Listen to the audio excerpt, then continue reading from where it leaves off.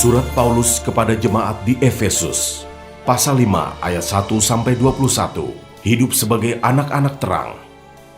Sebab itu jadilah penurut-penurut Allah, seperti anak-anak yang kekasih, dan hiduplah di dalam kasih, sebagaimana Kristus Yesus telah mengasihi kamu, dan telah menyerahkan dirinya untuk kita sebagai persembahan, dan korban yang harum bagi Allah.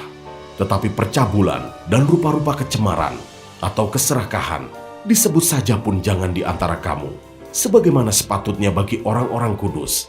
Demikian juga perkataan yang kotor, yang kosong, atau yang sembrono, karena hal-hal ini tidak pantas. Tetapi sebaliknya, ucapkanlah syukur, karena ingatlah ini baik-baik. Tidak ada orang sundal, orang cemar, atau orang serakah, artinya penyembah berhala, yang mendapat bagian di dalam kerajaan Kristus dan Allah.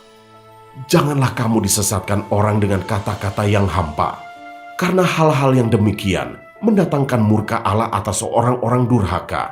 Sebab itu, janganlah kamu berkawan dengan mereka. Memang dahulu kamu adalah kegelapan, tetapi sekarang kamu adalah terang di dalam Tuhan. Sebab itu hiduplah sebagai anak-anak terang, karena terang hanya berbuahkan kebaikan, dan keadilan, dan kebenaran. Dan ujilah apa yang berkenan kepada Tuhan.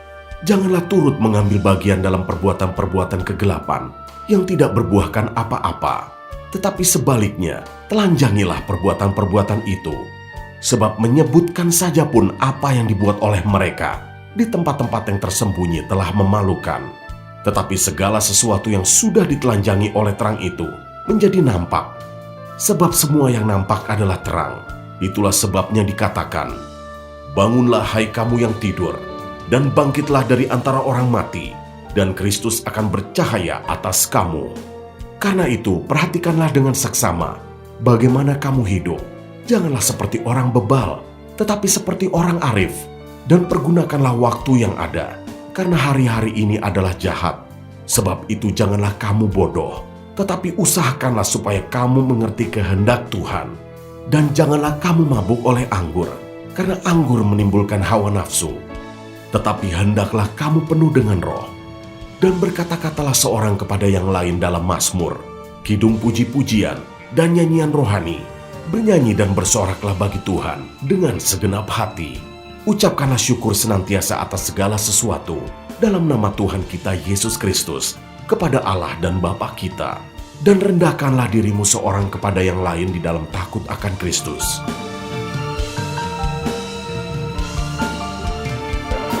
Ayat 22-33, kasih Kristus adalah dasar hidup suami istri.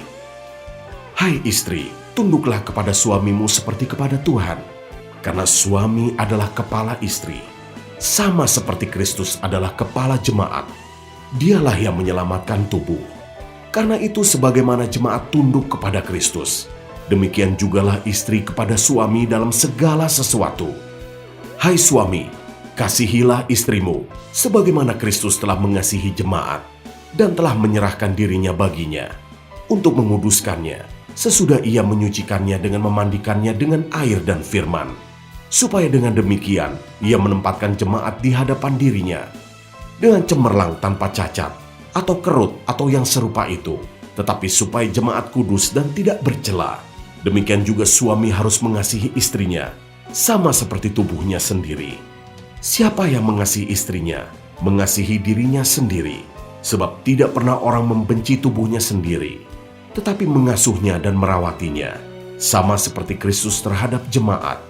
Karena kita adalah anggota tubuhnya, sebab itu laki-laki akan meninggalkan ayahnya dan ibunya, dan bersatu dengan istrinya, sehingga keduanya itu menjadi satu daging.